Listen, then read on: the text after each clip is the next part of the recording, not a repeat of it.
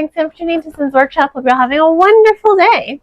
I do have a slight cold, so you will hear me sniffle a few times. Anyway, thanks again for tuning into my October reading wrap-up. I only got to read 13 books this month, which was 3 shy of what I was able to do last month, but this was kind of a busy month for me, and I did have some self-care I needed to do, so that did involve me taking some breaks from reading. Just a little break, you know. I always read because it's one of my calming activities, but I think I took a bit of a break from audiobooks this month, really. So that being said, let's get into it. First book of the month was Ever Since. This actually did win the Book of the Month title on Sin's Workshop, my website. This is not for the faint of heart, this book.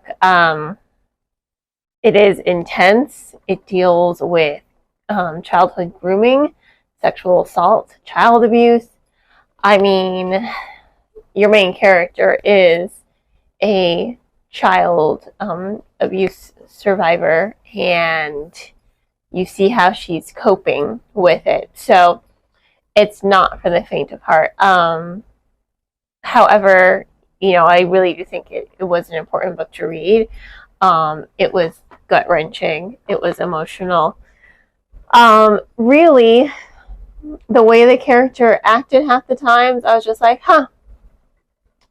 really should have read this book myself when I was in high school. I think it would have helped me put my relationships with guys in a better scope, and I probably would have been mentally healthier if I read this book before. But, you know, it was really intense ever since. So highly recommend it. But again, not for the faint of heart. It is a heavy read. After that, I read Little Thieves. So this was, I didn't know this. It was a retelling of The Goose Girl. Was not expecting that. Did not see that coming. And I think it's part of why I enjoyed it. So your main character is the goddaughter of both Death and Fortune. And really, she used magic in order to steal a princess's role, and by doing so, she leads double lives. She's a princess, and then when she takes off her magical pearl necklace, she's her handmaiden. And she's just conning her way through the court, and it was fun. It was a lot of fun to read. Definitely energetic, definitely unpredictable. I do like the character development. I like the romance that developed as well. And I liked the play on the Goose Girl fairy tale. You know, it's not one of my favorite fairy tales out there. You know, it exists. I like it. But the way the author reinvented it for this story, and, you know, your main character is morally gray, and I'm just like, okay, so she's a thief. Cool. I like this. It was a lot of fun. It was a lot of fun to read. After that, you have Everyone's Thinking of It. So this was actually a gift from the publisher. For me to read, it was an ARC from the publisher. I liked the book. I really do. It deals with 2 girls, Inayu and Kitan. They're both from Nigeria, and they go to this UK posh boarding school, and they each have to deal with racism in their own way. So one of the girls, I'm not going to tell you who because you got to read the book, one of the girls deals with racism by turning a blind eye to it so that she can hold her position in the popular circle, right? And then you have her cousin who is just like, I'm not going to turn a blind eye to this. Like, she's blackfishing. That's blatant blackface right there. You know, she's pretending that she has colored blood in her when she is so white, just so that she can earn money and privilege and all these other things, you know. So once this school scandal gets out, both girls are trying to solve who did this and why did they do this. So you're getting to see all the racism that takes place in this school, and I really enjoyed it. It was slow moving, I will say, but it was really thought provoking. Too Scared to Sleep. So this is an anthology. It's a collection of short stories. It reminded me a little bit of the, that cartoon, Tales from the Crypt cartoon. Not the Tales from the Crypt show, but I guess in some ways, the Tales from the Crypt show, but more so the cartoon, just because it is garnered towards young audiences, young readers. There's definitely a lot of critique on technology and society and how we spend a lot of time, on our phones, watching TV or playing video games. Basically, so much time consumed by technology. That's not what all the stories are about. Some of them are about grief or vampires. There's a whole range of short stories. I wanted them to be scarier than they were, considering the cover was really, really creepy and really, really scary. But unfortunately, it was a quick read for me. I will say this. At the end of every story, there's a QR code. You scan it and you get to see a video of like a CGI version of the story you just read. That first story was really, really creepy, but it kind of it was like a roller coaster. Some were like, man, some were like, oh, okay. I just wanted them all to be scarier than they were. But I did appreciate the commentary on social media and technology and how they pretty much have taken over our lives. And I say that fully acknowledging the irony that I'm recording for YouTube. The Salt Grows Heavy was my next book. This was a weird one. It was short. It was sweet. It follows a plague doctor and a mermaid and their growing relationship with one another. So it's definitely does offer a twist on Hans Christian Andersen's Little Mermaid. The mermaid here, she has her tongue cut out. Her sisters are killed, and she's taken to be like the concubine of the prince, But of course, she gives birth to monsters who then devour and destroy the whole kingdom. So, there's the revenge for you, and that's how it starts. That's how it starts. And then she goes on this, I guess, a walkabout with a plague doctor, and they stumble upon a Children of the Corn type of village here, and then they have to investigate it because it does tie back to the plague doctor's origins. It was short. It was sweet. It was definitely a good October read, I will say that. But I don't know. I didn't love it. I liked it, but I didn't love it. Sisters of the Lost Nation. Okay. I think if this novel had been linear, I would have appreciated it much more. My problem with it is the main character, her sister, has gone missing. But instead, so it goes back and forth, and it doesn't even go back and forth in a linear way either. It goes blah, blah, blah, days missing. But then you go back to the past. And there's really no clear indication that you're going back to the past until you're actually reading it. And then you spring back to the future, but it's not the future. It's like your days before. So let's say that first one was 11 days missing. And then next couple chapters are about the past and her relationship with her sister Grace. And then it springs forward 5 days missing. So it jumps around a lot on the timeline. And I wish it would have been linear because I think I would have appreciated it more. I think the going back and the forth, that's not so much an issue for me. It's where are we in the supposed future, because you're jumping around all over the place regarding the future. So I wish that part had been linear. Because it really was jarring. I do appreciate the fact that the novel does deal with missing Native American women. I'm 1/8 Native American on my grandmother's side. Not my grandmother's side, my grandfather's side, but my great grandmother. She was a Sioux, as far as I know. I didn't really get to know my grandfather, so I don't no, but I do know that she was from the Sioux Nation. So I appreciate the author touching on this subject, because until I read this book, I didn't realize like how much of an epidemic it was that Native American women were going missing to such an extent. I mean, it's in the thousands, and it's been going on for decades. So it's pretty traumatizing and kind of horrible. And I like that the author took a story, and a real story about a missing sister, and retold it here with new characters to give light on the situation. So I appreciated it.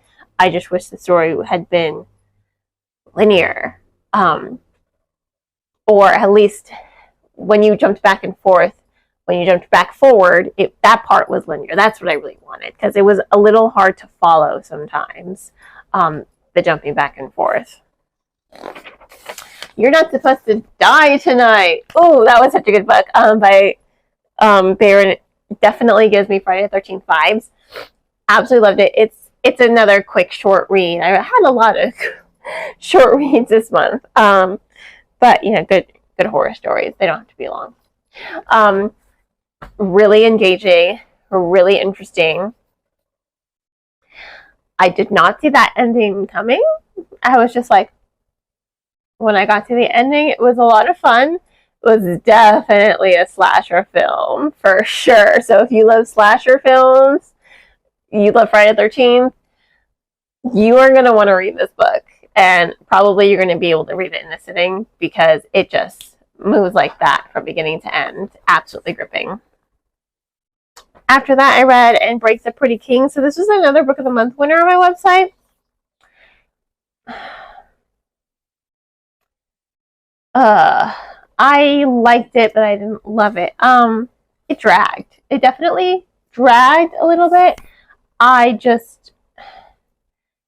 lot of the characters have lots of nicknames, so it wasn't always easy to follow who was talking to whom in the story. So I tried to read this book. I tried to actually read the book, and I just could not connect. I had to listen to the audiobook version, because reading it, I was not connecting to the story, and that's usually very rare for me, to not connect to a story to the point that I have to listen to it. But even listening to it, it was really hard to follow sometimes. I was just like, wait, who's talking to who in this scene? Is that her big brother or her little brother? Is that the love interest or not the love interest? And the love interest part of the story wasn't really developed either, which again, that usually doesn't matter to me, but if you're going to allude to a romance between two characters, at least develop it. It kind of was sidelined a lot. And I'm just like, so what is their dynamic here? Like, I was very confused by that. But, I mean, the ending, that last quarter of the book was really well done, but I think much of it dragged. I think a lot of more scenes could have been a little bit more concise as far as the storytelling is concerned. Magic by Any Other Name? This was a gift from the publisher. So I loved it. It follows Georgette, and she is running away from her magical family, her witch family, because they're toxic and emotionally abusive. And she's not going to do it. She's not going to be forced into some sort of arranged marriage with someone who trades in familiar. She's just over it. She's done with it. She doesn't want to deal with it. So she runs off with her tree nymph friend, and they start a new life in San Diego, and on their way they meet a were hyena who's looking for his missing wife, and they decide, okay, we'll help you. And they meet a vampire and a Valkyrie and a bruja. I mean, there's the found family trope is strong in this book, and I love that about the story. I love that your character, Georgette, she goes on such an incredible journey from being really submissive to, that showdown between her and her mom when her mom does find her is just like, you go girl. You go girl. I loved her. I loved how she put her foot down. I love that she grew into herself and accepted all the things that she loves about herself that her mother used to make her feel bad about. So that was a really good way to tell the story. Tim Burton's Nightmare Before Christmas by Mara Shepard. Easily a 5-star book. It adapts the film. It adapts the short story, but it gives it a lot more stuff. There's a lot more happening in the story, and I really enjoyed that part. It was engaging. It was thoughtful. It was a lot of fun to read. The mayor gets a perspective. Sally gets a perspective. I mean, you're seeing the movie come to life through this narrative, but the author doesn't just adapt it. She adds her own little flair to it, which, I mean, honestly, it was lovely. It was lovely. I loved it. Super quick, super easy to read. I read it like that. Curious Tides. So, if you remember, this was the October Young Adult Book Club pick for Barnes & Noble. I liked the book. Don't get me wrong. I did like the book. But the first quarter of the book did drag. There was a lot of info dumping. There was a lot of world building. But I think that it could have been a little bit more concise, honestly. I liked it. Don't get me wrong. Again, once you get past that first quarter of the book, the pacing moves so much faster. You have a lot of good characters. Emery is really good. Baz, Kai. I love Kai. He's a side character, and he was probably one of my favorites. I love when authors give their side characters as much love as their main characters. But I do think the story was really well written. I like the dark academia aspect. I love the unique magic system as well. If you're born, everyone has magic. Some people are weaker than others. If you have a strong talent for your magic, you get to go to school to harness that magic. You get to go to college and high school to focus on harnessing that magic. Everyone born under a different lunar phase is gifted a particular type of magic, including eclipses. There's also, what breaks up the story is a story within the story. I love when stories are within a story. It's really fun because you have to pay attention to the story. And it's just like, okay, this is important to the plot. I need to absorb you. And it's really fun. I kind of think I like the story within the story more than the actual story, if I'm being honest. And again, I liked the story. I just think that first quarter of the book, it dragged. It was slow. It really was slow, which could put off a lot of readers, honestly. But I did like the dark academia aspect of the story. After that, I read The Final Girl Support Group, which was my book club pick for my book club Read with Sims workshop. This book was great. It was great. I loved it. It was so much fun. It was everything the slasher fan in me loves. You had the Scream franchise, Friday the 13th, Texas Chainsaw Massacre, Nightmare on Elm Street. Sorry, my apologies. And Halloween. Your main characters are survivors from all those movies. Not that they're called those movies, but you have Stab. I love that the Stab movies, which are in the Scream movies, because they're based off the Scream movies, exist here. That was so good.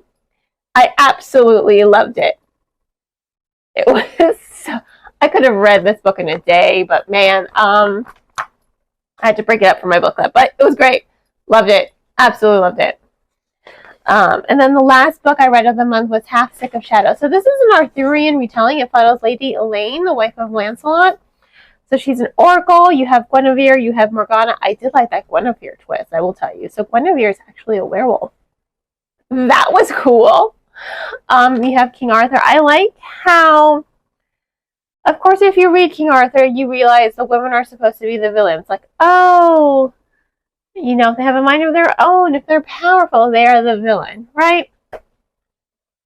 It is, unfortunately, of its time, so it's kind of sexist. That doesn't mean I don't appreciate King Arthur. I mean, I do love reading King Arthur, but you gotta acknowledge the facts. It's a little sexist. So I do like how Laura Sebastian retells the story, focusing on Lady Elaine, and kind of reinvents it, because she does it in a way that makes the story of King Arthur not sexist, while also not losing the integrity of the men. So she doesn't make Arthur and Lancelot weaker characters in order to bring up the women. No, there's a perfect balance in their character dynamic and their characterization. And you still see, like, oh, King Arthur, everyone, he's still the king with a heart of gold. Lancelot is forever his loyal knight. I mean, I liked it. A lot of people have a lot of issues I saw with it disrupting and, you know, splitting Morgana and Morgause into twin sisters. I mean, I have no problem with that. I mean, let's face it, if you're going to read a retelling, you want it to be something different. And I liked it that it was different. It was fun. I do think it dragged, for sure. And I do wish the transitions between what's happening in the scene to her visions, because she's an oracle, I wish that had been more fluid, because oftentimes I was confused. I was just like, okay, so is this a vision, or is this what's happening in the story right now? So there was a little confusion right there, but overall it was amazing, and I highly recommend it. I definitely like her Ash Princess trilogy much better, but I do think this was a really, really good King Arthur retelling. So that was 13 books. That was a lot. I'm still really proud of myself for reading 13 books. In any case, thank you all for tuning in to my October wrap-up video. Please don't forget to like the video, subscribe to the channel, and share with all your book loving friends. And on that note, I hope you all have a wonderful rest of your day. And as always, happy reading.